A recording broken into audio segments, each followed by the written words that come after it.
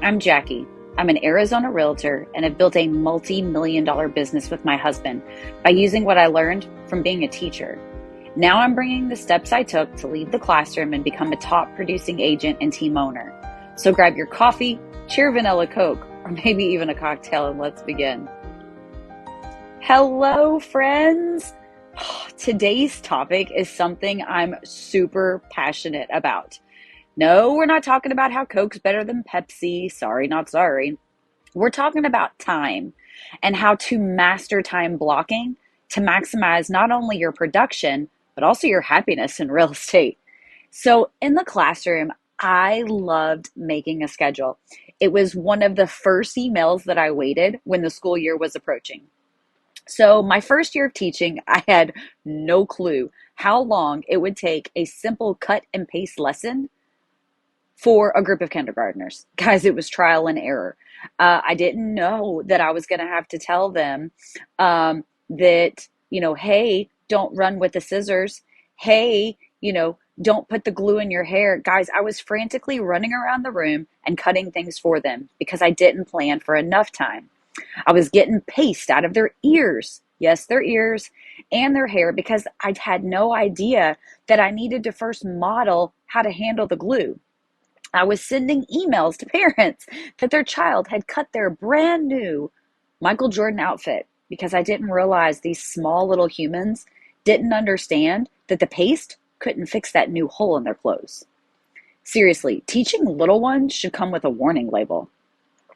As the school year would go by, you start to learn how to time block. As you experience how long things take, you know how to adjust how much time you need. You know, some lessons are going to take longer than others. You get more realistic in your lesson plans. You don't try to read 3 chapters in a book study all in a row because you know that you need to allow for your students to discuss and practice their fluency and their comprehension skills. As I became an experienced teacher, I feel I truly mastered time blocking in the classroom. Not just in my lessons, but also in my prep periods. Guys, I knew how to get stuff done quickly. I related the time I needed for each subject based on my students' needs. And I'm sure you do the exact same thing, right? I was better at aligning the goals and understand the scaffolding that was needed to get to the end. Now, part of time blocking is also accountability. So let me ask this question. Do you post a daily schedule in your classroom? Sure you do. I know I did. Usually it was color coded, matched the scheme of my room, and it was in beautiful, beautiful font. And of course, laminated, right? Now, I did this to help my students know what to expect for the day, but it was also a way to hold myself accountable. You can create a great schedule, you can create great plans, but if you don't hold yourself accountable and share that schedule with others, you're always going to find a way to get around it. You'll give yourself a pass. So, you become a real estate agent. Woohoo! And for the most part, you're an independent contractor. So, what's that mean? You're your own boss. Now, obviously, you have the option to join a team as a brand new agent, and I would definitely suggest that you do that. But your team lead's not your boss. Now, you decide what time you're going to wake up. You decide what time of day you're going to give yourself to finish a task. You can also give yourself the day off. The flexibility and control over your time can be super dangerous. So here's my story of how I managed my time blocking in real estate. First of all, I had no idea how to do this. I'd always been given a schedule. I knew that math had to happen at this time because of collaboration. I knew that my specials were at this time. I needed to be on time. I knew that lunch was at a specific time and dismissal. Guys, there's no clear design. There's no subjects to teach. So I had to determine what were my, let's just call them, quotes, subjects. Prospecting, calling, following up, trying to get leads. All of these things were my now subjects. But guess what? No one was checking in on me. I didn't have a principal coming by for a pop-in visit. I didn't have a district leader coming in to check on me.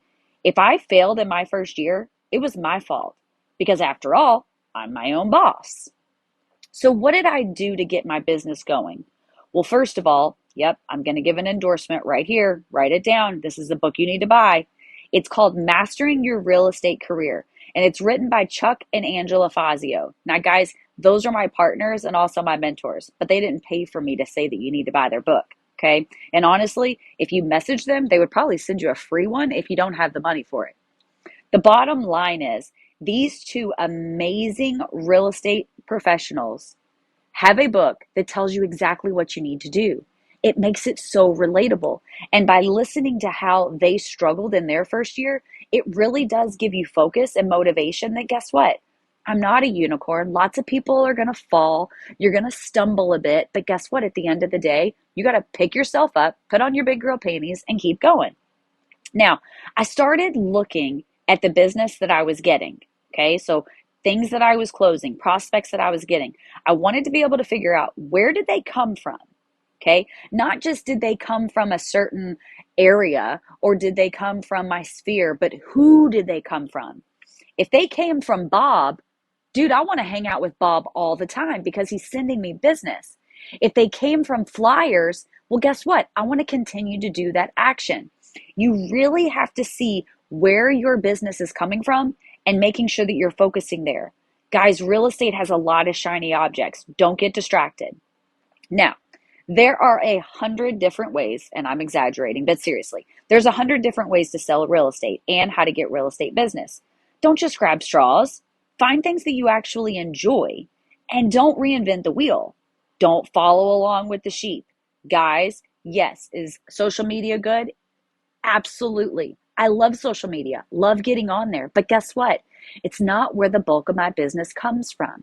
The bulk of my business comes from me knocking on doors, meeting new people, creating a bigger sphere, and providing value to people. Don't get caught up, okay? Also, I suggest if you haven't already, take a disc assessment. Know where are your strengths and what are your shortcomings. Find a successful agent, one who's willing to share their schedule for the day with you. Also, have them look over your schedule and say, hey, look, this is where I'm spending the bulk of my time, and this is the production that I'm getting. I am meeting my goals, or maybe I'm not meeting my goals. What do you think as an expert in the field? Because obviously they're successful, they've been at it longer than you maybe. Ask them, where do you think I could add some more stuff? Or is there anything that I'm doing that you think is maybe a waste of time? And based on my data that I've looked at, isn't really giving me anything? But I will tell you this, don't try something once and say, oh, it didn't work. Do not go sit in open house and be like, well, nobody came in. I guess I'm going to quit doing open houses. Guys, it takes time. You have to get better. That would be like teaching that one lesson and being like, yep, these kids are never going to get addition. I'm just going to go ahead and quit, throw in the towel, and I guess move on to something else. No, you have to keep at it, okay? Now, if you're not a go-getter, if you're not self-motivated, I'm just going to tell you right now, your success is very likely, okay? It's very likely to be happening. And I hate to say that. And it may even sound mean, but guys, real estate is not the perfect career for everybody, okay? I mean, check out the gram, right? But no one documents the door knocking. No one gets cussed at from FISBO. Nobody puts that on their Instagram. No, they just put all the glitz and the glam. And there's so much more to real estate than that. Another suggestion I would have for time blocking is get an accountability partner. Share your schedule or maybe your to-do list each morning and then check back in with them throughout the day. I do that. Actually, I did that today. Also, give yourself grace. Guys, things are going to come up in the day. Your kid's going to get sick, the dishwasher's going to explode, the dog's going to eat something that they shouldn't have, and you're going to get called away from your work. That's okay. Just circle back to it. Here's another suggestion. I would start each day with a minimum of 2 hours of prospecting, but prospect in a way that is tied to your niche and your personality. Now, if you haven't already guessed, if there's a word for more than extrovert, that's me, okay? So when it comes to door knocking, I love it. I love meeting new people. I love talking to new people. I love making new friends. Like I've always been that way. Seriously, my mom says I came out of the womb with like a full-on paragraph to speak about, okay? Some people aren't like me. Door knocking gives them anxiety. Cold calling gives them anxiety. But guess what? I'm totally cool with it. Sitting in an open house is the most boring thing in the whole entire world. So what do? Not do them? No, of course I do them. What I do though is I bring stuff with me. I bring work with me. And while I'm in between people coming in, or maybe in the off chance that I'm sitting there for 6 hours and no one comes in, guess what? I've used my time wisely. While I'm sitting in the open house, obviously prospecting for buyers, I'm also on my phone. I'm calling people. I'm asking for their business. I'm letting them know, hey, guess what? I'm a real estate agent and I want to work with you. Now, I want you to make it a point to carry 10 business cards every single day, everywhere you go. Okay. How do you meet people to help them? Well, you got to introduce yourself. Yeah. So every single day, you're going to give out 10 business cards to people you don't know. Now, who could it be? It could be the cashier at the store. You think she might buy a house someday? She might. And guess what? She may pick you. What about a pool guy? Guys, if you're in a city where pools are used pretty much year round, dude, those pool guys are golden. They're in the houses once a week, maybe twice a week, but anyhow, once a week. They're going to know if their clients are getting ready to sell the house. If you're making friends with them, they're going to be giving your business card out.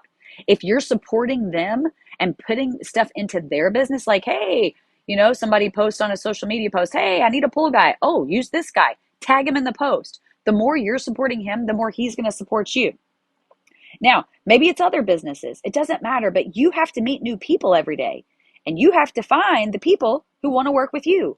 And guess what? All of them won't, and that's okay. You don't have to sell every single person's house in the city you live in. No, you just got to sell at least a couple a month, maybe one a month, depending on what your goals are. Maybe you have real big goals and you want to sell 4 or 5. Dude, whatever it is, you can do it. You just have to put in the work. Now, I want to leave you with a story that my friend shared.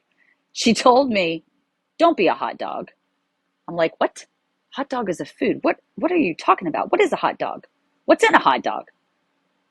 Well, if you've ever Googled what's in a hot dog, you'll probably never eat one ever again. Now, I'll be honest. I like hot dogs. Okay. I put ketchup and a little bit of yellow mustard on it. Okay. No relish. That's gross. But the point is, does a hot dog give me nutritional value? No, there's no vitamins, there's no minerals, but it's quick and easy food. And it's basically crap that's put in it. Okay. It's the leftovers. It's the stuff that nobody else wanted. Now, what she was saying is, don't be a hot dog. Okay. There's other choices for food. So we eat them even though they're bad. Why? Because we're lazy. It's easy to cook a hot dog, right? You can put it on the oven, boil it for a couple minutes, and it's done. You can nuke it in the microwave, it's done. You can put it on the grill, it's the first thing that's finished, right? It's cheap, they're not expensive, and it gets the job done, right? Make sure you're not hungry. If you go to a fancy 5-star restaurant, would you ever expect to see a hot dog on the menu? Well, no, right? They're not going to make the cut. So why would you want to be the hot dog of real estate? The hot dog of real estate's the person who's doing the bare minimum, and they're also getting the bare minimum result. No, you want to have a waiting list. You want people to talk about you and how your service is at a higher level for others. Now, guess what? To be at the top, you have to act like a top. So don't act like a hot dog. Don't do the bare minimum. Don't just give a little. No, give it your all. Going into real estate can seem scary.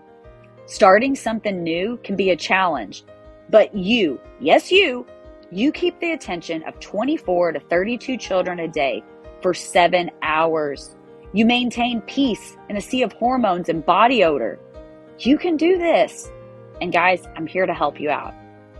Make sure to follow me on Instagram at Jackie Durbin AZ and my new Instagram, Teachers in Real Estate. Also, like, share, and rate this podcast. And if you need help or have any state-specific questions, reach out to me and I'll gladly help. Don't trade your time for money. Make your time make money for you. See y'all next week.